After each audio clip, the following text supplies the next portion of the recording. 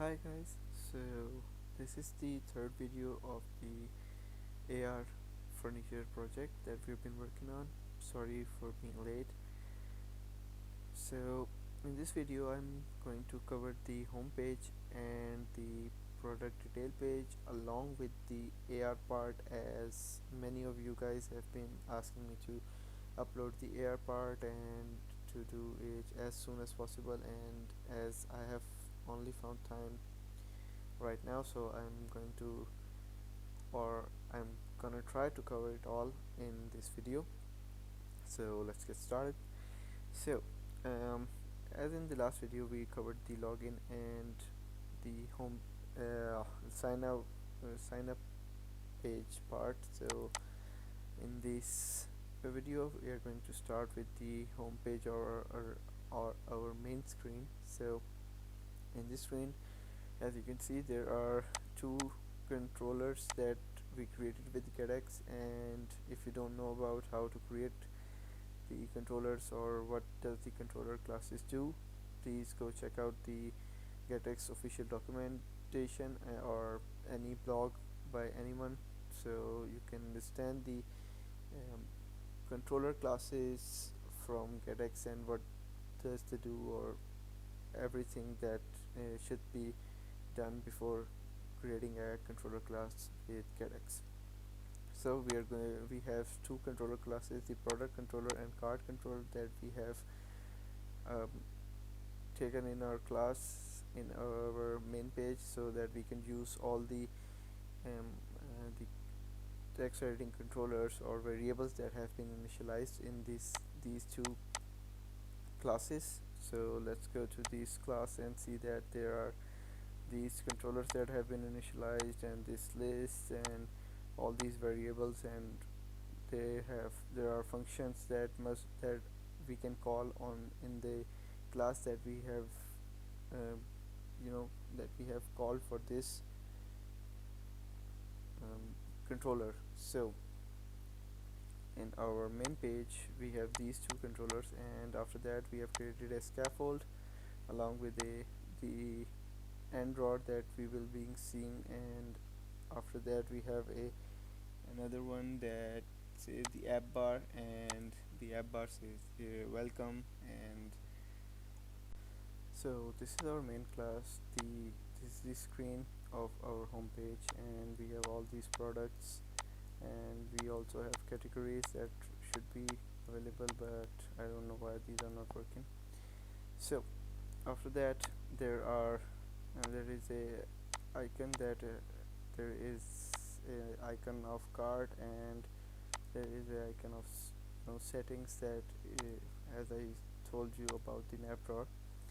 So after that there is a refresh indicator that I have applied, and whenever I do this refresh, the screen will be refreshed, and this function from our product controller will be called after 2 seconds. And what does this function do? This function just takes in the category, the products that I've uploaded, and just refreshes those product list, and just adds it to the product screen that you are seeing right here. If I add another product, this screen will be reloaded and our products will be fetched. So after that there is a single scroll child view, which also includes the column, and in that column uh, there is a tag that says categories, and in that category there is a list view builder which has the item count of categories that I have included in the product class category list. Let me show you here. And what does this have? This includes the categories values, that the categories that I have created in my Firebase, and all the categories will be available on in this list. I don't know why it is not showing up. So after that there is a circular avatar which includes the categories of the screen. Let me just check it out why isn't it working.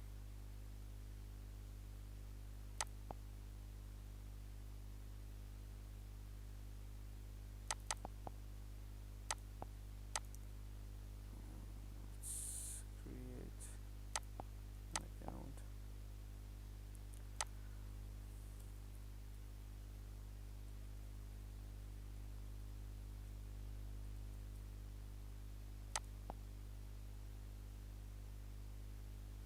Yeah, so these are the categories: the tables, beds, these mixed couch and benches, and these are the images that I've uploaded, and I'm calling those images as in a network image, and this is the URL that is going to be get from this network image.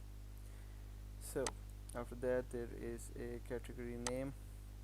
As you can see, table, bed, all this. If I tap on this, the table category products will be available. If I tap on this, the bed category, and so on and so forth. After that there is a small divider heading that I've created, which includes a featured product, which says that featured products, and after that there is a list view builder, which is in a observable class.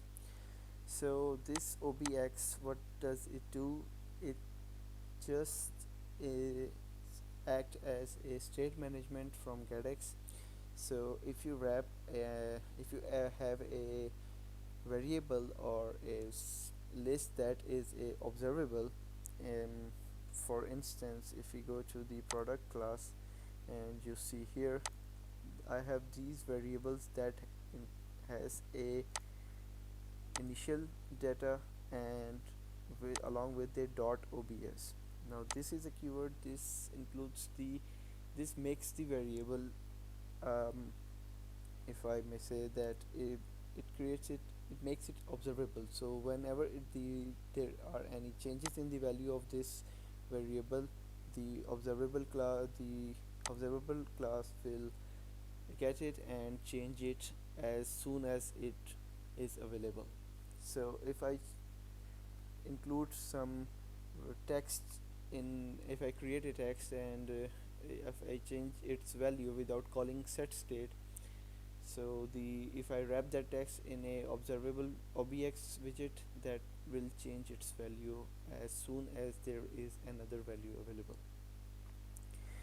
So I wrap this list view builder in the observable widget just because, to make sure that the if I or any admin uploads an product or something like that, the user will be shown as soon as there is another product, and the list updates as soon as there is any increase in the product list or decrease in the product list.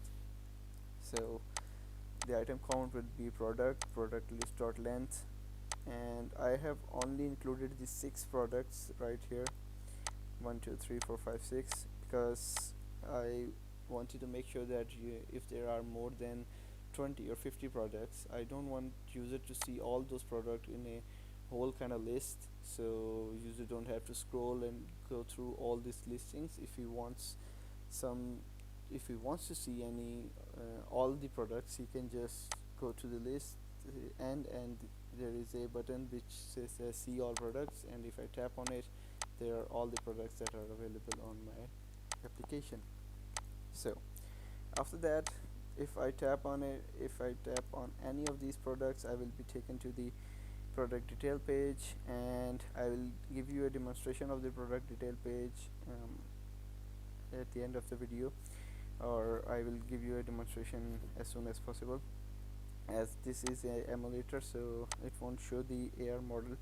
So after that, there are cards which are wrapped in a inkwell widget, on which if I tap on an inkwell widget, I will be taken to product detail page along with the arguments of the product name, the product description, and the product model URL, price, image URL. All these arguments will be passed to the next screen, and I will take those arguments and I will show them to the user. So there is a card which has a outline, border, has an image in a row along with the name and price of the product. In a column there are name and price right here, and in the start of the row there is an image of the product. So after that there is a button of see all products, which will take me to the all products screen, and on that screen I will call all the products and I will show those products to the user. So if we tap on a product right here in our emulator, okay, this is, I have a render flex error, let me correct that. So I just hooked up the UI as much as I could as soon as possible. So after that, let's get to the video. If we go to the product detail page, if we tap on in any product, we get this page. In here there is a model of the product that should be available, but on an emulator I don't know why isn't it working. So on this screen I have these arguments as initialized, and called in it the init state, the product name, the product description, model URL, price, product image URL, and the cart length. So let me tell you what all these is. So as you can see, I took this product controller class and initialized or called it, and I asked my code to go and find me that controller that I initialized at the start of my project when I ran the project. So it fetched me that controller and it stored all its functions and all that in this product variable, and I can use all the variables or functions that the product controller has in any other class that I want to. So in product there is a product name variable that gets the value of arguments at the index 0. So what it means that on the index 0, that means this product name, the selected product name will be sent to the next screen as arguments at index 0, and it will be stored in this variable, the product name variable. So, and the description will be stored in such a way, model URL, and so on and so forth. And on cart length, now cart length is the variable that has the cart length of the cart that I stored, or that I stored the products in the cart. So let me demonstrate. As you can see that there are 0 products in my cart. So as soon as I tap on add to cart, there is a 1 product in the cart. If I tap on add to cart another time, there is a 1, as I have already added this product to the cart. So after that we have our safe area, the scaffold, our safe area. There is a container which has a column which at first contains a container that has a stack.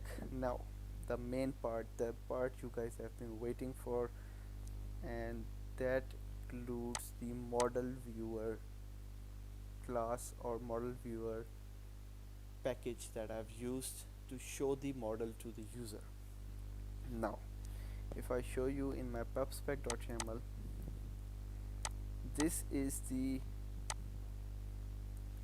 plugin, this is the package that I've used to show the models to the user, model viewer plus. Now I don't know what version it's been running nowadays, so you guys go through the documentation, go through how does this work. If I show you right here, pub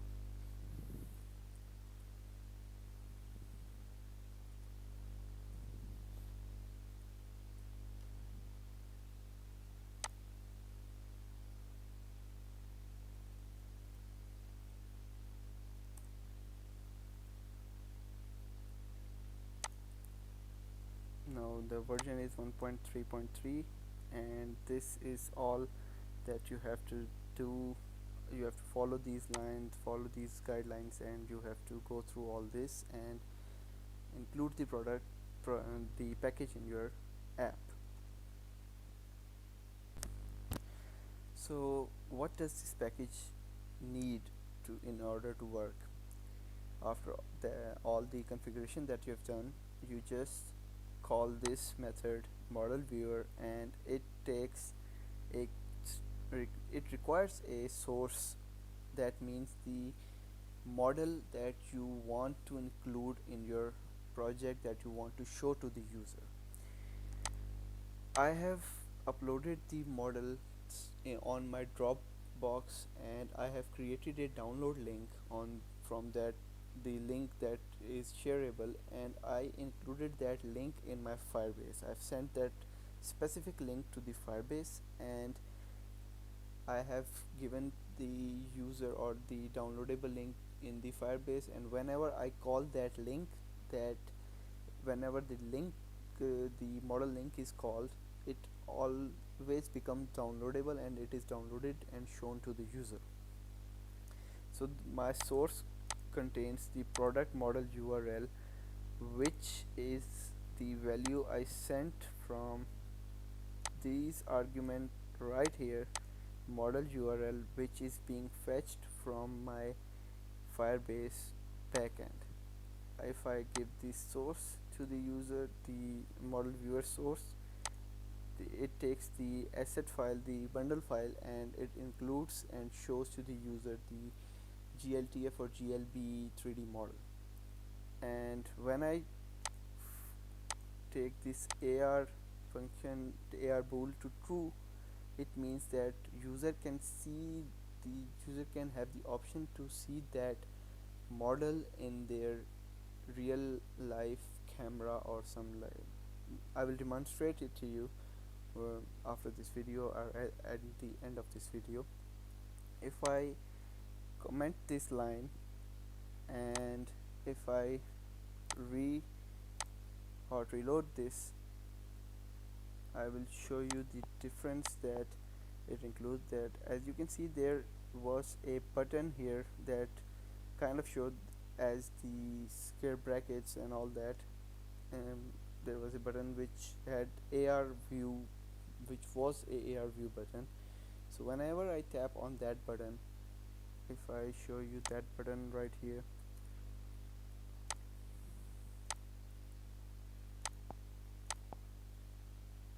this button right here, whenever I tap on this button, I will be taken to the my camera, and it will the user will be shown the model of which I want the user to see.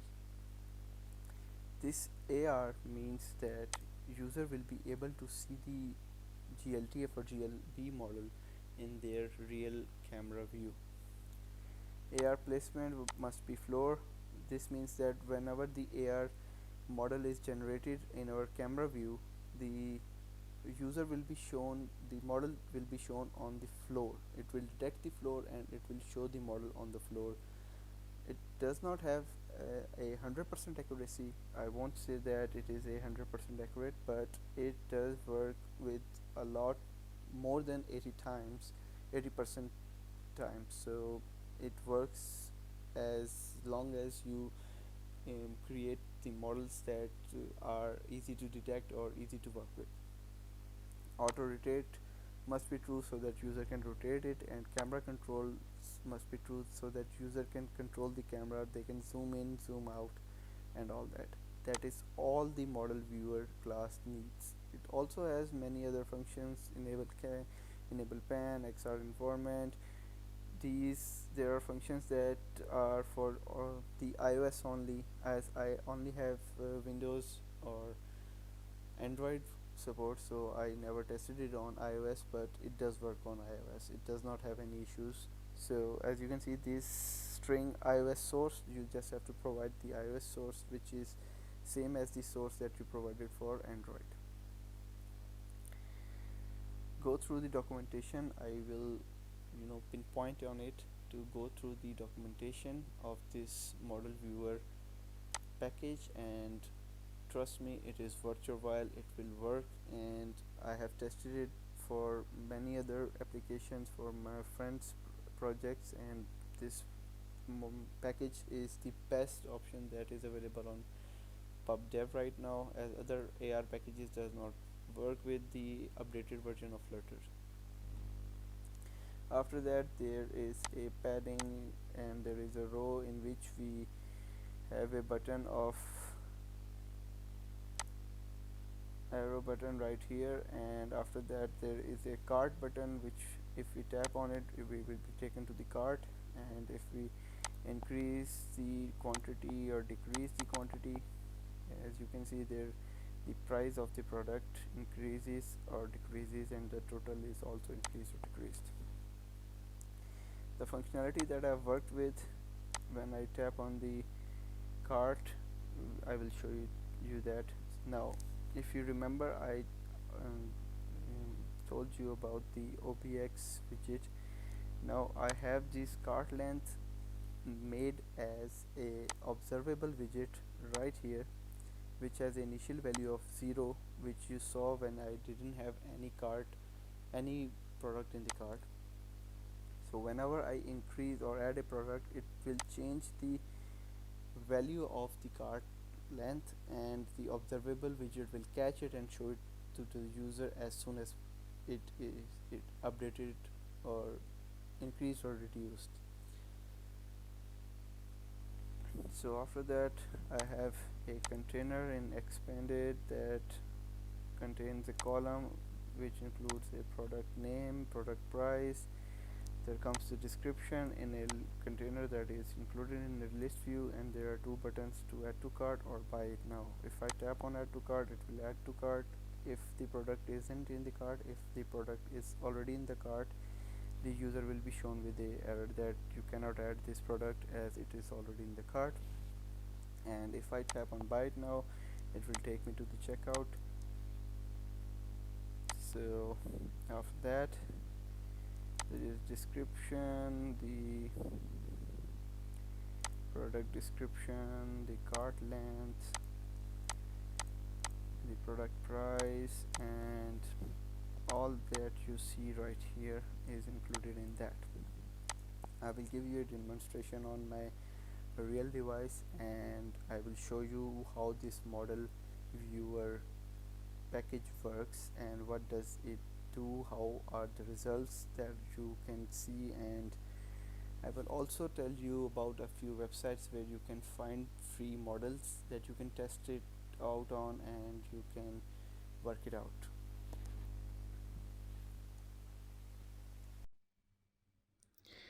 So hi guys, so this is the product page that it looks like on the real device.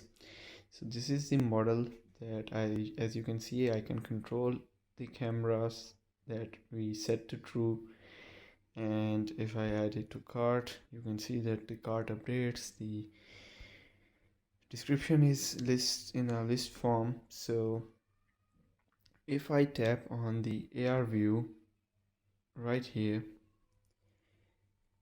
you might be able to see this. Now this is the model that I have worked with. This is the end result or GLB model that I saved of the couch, and as you can see, I can drag it, I can drop it, I can go sit down, and it will look like a 3D model rendered as a couch.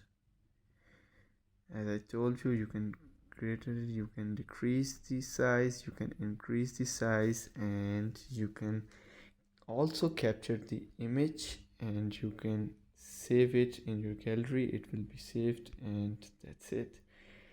That's all this model has, and it is so easy to use that I have worked with this model, and I have never even seen a model or a package that works that easily.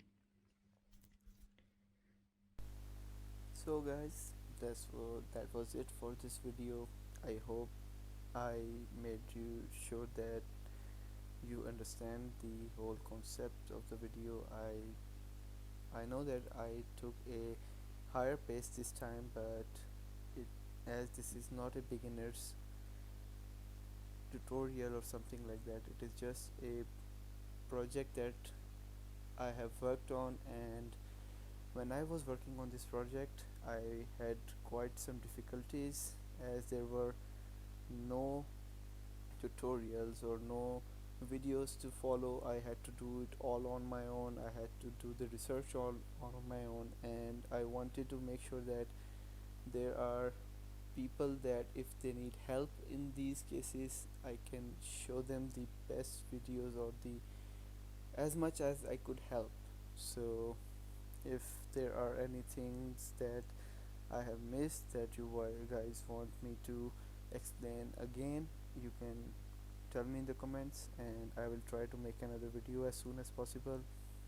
And for those guys who want to see this project till the end, I will make sure to continue it. I will go through the card classes, the checkout, how does the Stripe payment work, and all that, all the whole project, the admin panel, the how does the Firebase commands work, how does we call the function, how does we call the collections to see to show to the user the documents. All these things I will cover all of these in my coming videos. And thank you so much for your support, guys. I hope you like the video, and if you do, please do share it. Thank you.